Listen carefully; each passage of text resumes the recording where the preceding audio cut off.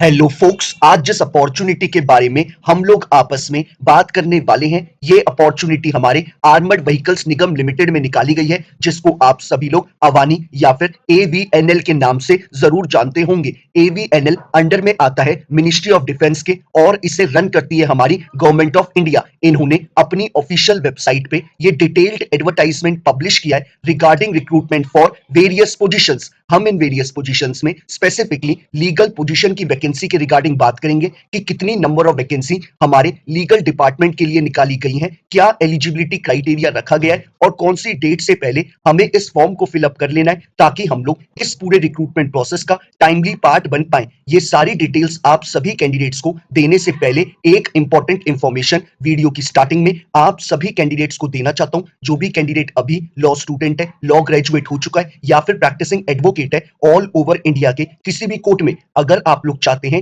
हमारे इंडिया में हमारे लॉ ग्रेजुएट्स के लिए कोई भी वैकेंसी निकले, चाहे वो आपकी इंटर्नशिप की अपॉर्चुनिटी हो, जुडिशरी की अपॉर्चुनिटी हो, कोई कॉर्पोरेट वैकेंसी हो या फिर सेंट्रल और स्टेट गवर्नमेंट के द्वारा निकाली गई कोई बैंक की वैकेंसी हो, पब्लिक सेक्टर अंडरटेकिंग यानी पीएसयू की वैकेंसी हो या फिर हमारे प्रैक्टिसिंग एडवोकेट्स के लिए निकाली गई कोई इंपैनलमेंट की वैकेंसी हो, it means all over India में हमारे लॉ ग्रेजुएट्स के लिए कोई भी वैकेंसी निकलेगी, उस वैकेंसी के रिगार्डिंग आप सभी कैंडिडेट्स को इस चैनल पे टाइमली अपडेट प्रोवाइड कराई जाएंगी ताकि हमारे किसी भी लॉ ग्रेजुएट से इंडिया में आने वाली कोई भी लीगल अपॉर्चुनिटी की अपडेट मिस आउट ना हो। तो बात कर लेते हैं हम लोग इस डिटेल्ड एडवर्टाइजमेंट के बारे में। आर्मर्ड व्हीकल निगम लिमिटेड, जिसको हम सभी लोग अवानी के नाम से या फिर एवीएनएल के नाम से जरूर जानते होंगे, इन्होंने 15 जून 2024 को ये डिटेल्ड एडवर्टाइजमेंट अपनी ऑफिशियल वेबसाइट पे पब्लिश किया था और हमारा एवीएनएल यानी कि आर्मर्ड व्हीकल निगम लिमिटेड एक new defence public sector undertaking है जिसका हेडक्वार्टर अबाडी चेन्नई में लोकेटेड है। और जो आर्मर्ड व्हीकल निगम लिमिटेड है, इसके पास अराउंड 12,000 एम्प्लॉइज है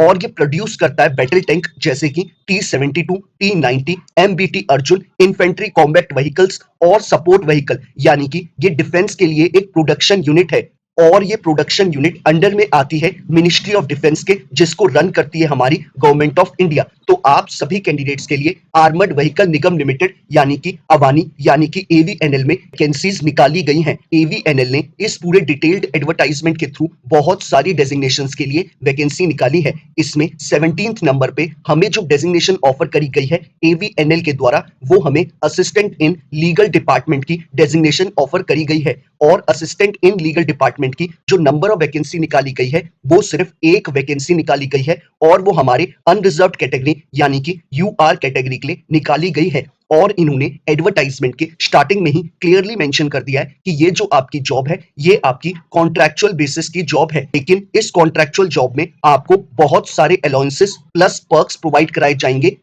एवीएनएल के द्वारा। अब बात कर लेते हैं हम लोग दूसरी इंपॉर्टेंट इंफॉर्मेशन के बारे में। एवीएनएल ने जो एलिजिबिलिटी क्राइटेरिया हमें इस एडवर्टाइजमेंट में बताया है, इन्होंने क्लियरली मेंशन करा है कि एज अ फ्रेशर के तौर पे आप असिस्टेंट इन लीगल डिपार्टमेंट की पोजीशन के लिए अप्लाई कर सकते हैं। हम बात कर लेते हैं सबसे पहले एलिजिबिलिटी क्राइटेरिया के एजुकेशनल क्वालिफिकेशन के ऊपर। इन्होंने क्लियरली मेंशन करा है कि अगर आप एक एलएलबी डिग्री होल्डर हैं, यानी अगर आप एक एलएलबी ग्रेजुएट है from a recognised university, irrespective आपने 3 ईयर का एलएलबी कोर्स करा है या फिर 5 ईयर का बीए एलएलबी का इंटीग्रेटेड कोर्स, अगर आप एक एलएलबी ग्रेजुएट है तो आप इस पूरे रिक्रूटमेंट प्रोसेस का पार्ट बन सकते हैं। एक्सपीरियंस में आपसे कुछ भी नहीं मांगा है, यानी हमारे फ्रेश लॉ ग्रेजुएट इस पोजीशन के लिए अप्लाई कर सकते हैं। अब बात कर लेते हैं हम लोग दूसरी इंपॉर्टेंट इंफॉर्मेशन के बारे में, यानी एज क्राइटेरिया के ऊपर। इन्होंने क्लियरली मेंशन करा है कि अगर आपकी एज अभी बिलो 28 ईयर्स है तो आप इस पूरे रिक्रूटमेंट प्रोसेस का पार्ट बन सकते हैं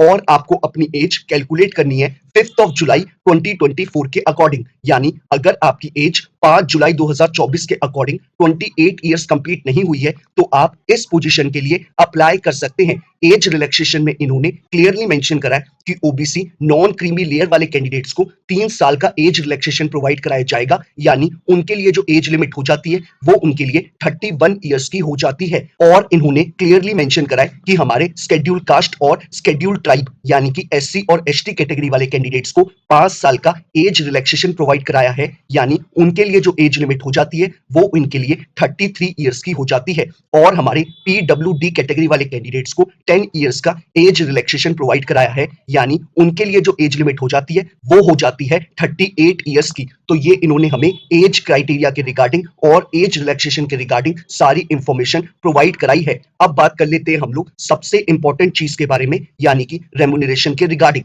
इन्होंने रेम्यूनरेशन के रिगार्डिंग क्लियरली मेंशन करा है कि आपको जो सैलरी एवीएनएल प्रोवाइड कराएगा as a assistant in legal department के तौर पे, वो आपको 23,000 रुपीज मंथली प्रोवाइड कराएगा। इन्होंने क्लियरली मेंशन करा है कि आपको 23,000 के साथ साथ स्पेशल अलाउंस जो कि आपका 5% ऑफ बेसिक पे होगा वो आपको प्रोवाइड कराया जाएगा। आपको एनुअल इंक्रीमेंट 3% का प्रोवाइड कराया जाएगा। और इन्होंने साथ ही साथ बोला है कि आपको डीए यानी डियरनेस अलाउंस भी एप्लीकेबल होगा। और साथ ही साथ इन्होंने बोला है कि आपको 3,000 रुपीज मंथली आपके एंड से पे किया जाएगा, जो कि आपके मेडिकल और एक्सीडेंट इंश्योरेंस प्रीमियम होगा। साथ ही साथ आपको कन्वीनियंस और टेलीफोन फैसिलिटीज भी प्रोवाइड कराई जाएंगी, यानी आपको अदर देन योर रेम्यूनरेशन बहुत सारी एक्स्ट्रा बेनिफिट और अलाउंसेस प्रोवाइड कराए जा रहे हैं। और साथ ही साथ आपको एक अच्छी पब्लिक सेक्टर अंडरटेकिंग में काम करने का और आपको लीगल फील्ड में एक्सपीरियंस गेन करने का मौका मिल रहा है। तो आप कैंडिडेट्स मेक श्योर करिएगा कि आप लोग इस पोजीशन के लिए जरूर अप्लाई करें। अब बात कर लेते हैं हम लोग सिलेक्शन प्रोसेस के ऊपर।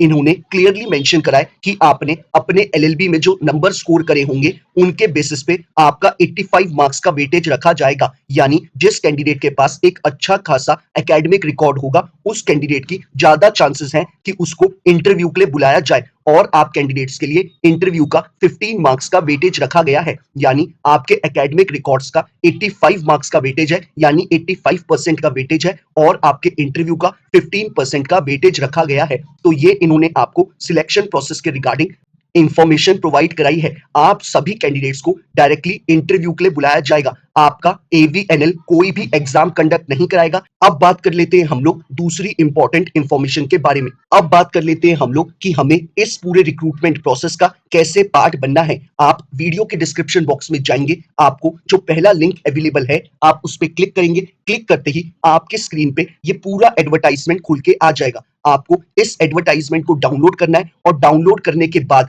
आपके स्क्रीन पे अभी जो पेज आ रहा है इस पेज को आपको प्रिंट आउट कराना है। और इस पेज को प्रिंट आउट कराने के बाद आप इस फॉर्म को अपने हाथों से फिलअप करेंगे। फॉर्म को फिलअप करने के बाद या फिर फॉर्म को फिलअप करने के दौरान आपकी कोई भी क्वेरी अराइज होती है तो आप लोग मुझे रीच आउट कर सकते हैं इंस्टाग्राम या ट्विटर पे टेक्स्ट मैसेज करके या फिर यूट्यूब पे अपना कमेंट ड्रॉप करके। मैं मेक श्योर करता हूं कि अपने एंड से हर एक कैंडिडेट को टाइमली बेसिस पे रिप्लाई कर दूं, ताकि वो अपने फॉर्म को जल्दी से जल्दी फिलअप कर पाए और अपने आगे की प्रिपरेशन उतनी ही जल्दी शुरू कर पाए। आपको इस फॉर्म को फिलअप करने के बाद अपनी एक पासपोर्ट साइज फोटो को पेस्ट करने के बाद और सेल्फ अटेस्ट करने के बाद आप इस फॉर्म के साथ अपने सारे रेलेवेंट डॉक्यूमेंट्स जैसे कि अपना कैटेगरी का सर्टिफिकेट, अपने एजुकेशनल क्वालिफिकेशन के डॉक्यूमेंट्स और अगर आपने कहीं पे कोई एक्सपीरियंस गेन करा है तो उस एक्सपीरियंस सर्टिफिकेट को आप इन सारे डॉक्यूमेंट्स को इस फॉर्म के साथ अटैच करेंगे और इन फॉर्म्स प्लस अपने रेलेवेंट डॉक्यूमेंट्स को एक एनवलप में डाल के साथ ही साथ आपको इस फॉर्म के साथ अपने पेमेंट रिसीट को भी एनवलप में डालना है।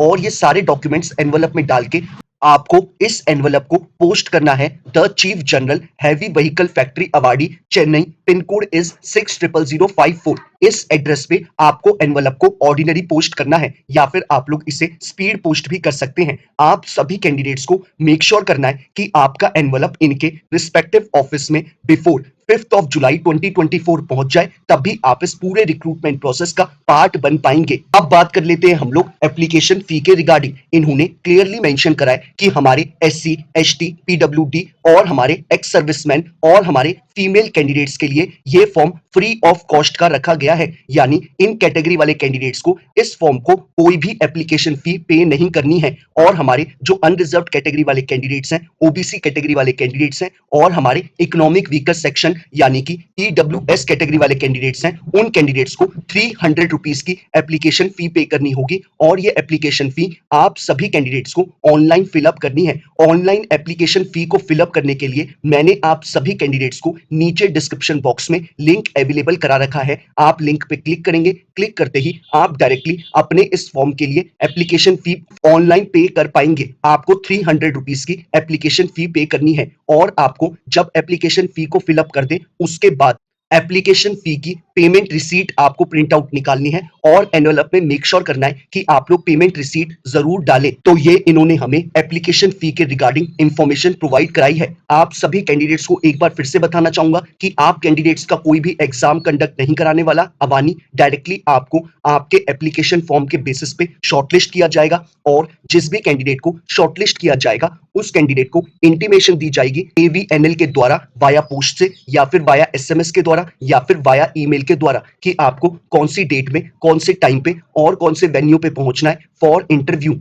तो आप लोग मेक श्योर करें कि आप अपने फॉर्म को बहुत अच्छे से और केयरफुली फिलअप करें। तो यही सारी इंपॉर्टेंट इंफॉर्मेशन थी जो हमें इस एडवर्टाइजमेंट में बताई गई है। बाकी अगर आप कैंडिडेट्स की कोई क्वेरी है तो आप लोगों को मैं बता चुका हूं कि आप लोगों को मुझे कैसे रीच आउट करना है। बाकी अगर आप कैंडिडेट्स को ये वीडियो पसंद आया हो तो लाइक शेयर जरूर करिएगा और आप सभी कैंडिडेट से एक बात मैं और बताना चाहूंगा कि आप सभी कैंडिडेट लास्ट 15 डेज के वीडियो जरूर देखिएगा। आप सभी कैंडिडेट्स के लिए बहुत अच्छी अच्छी अपॉर्चुनिटीज निकल के बाहर आई हैं और जो भी अपॉर्चुनिटी आपको अपने अकॉर्डिंग रेलेवेंट लगती है उन फॉर्म्स को आप लोग जरूर फिलअप करिएगा। बाकी और अगर आप लोग चाहते हैं कि ऐसे ही हर एक दिन आपको एक लीगल अपॉर्चुनिटी की अपडेट मिलती रहे तो मेक श्योर करिएगा कि आप इस चैनल को बिना सब्सक्राइब करे ना जाए। Thank you so much.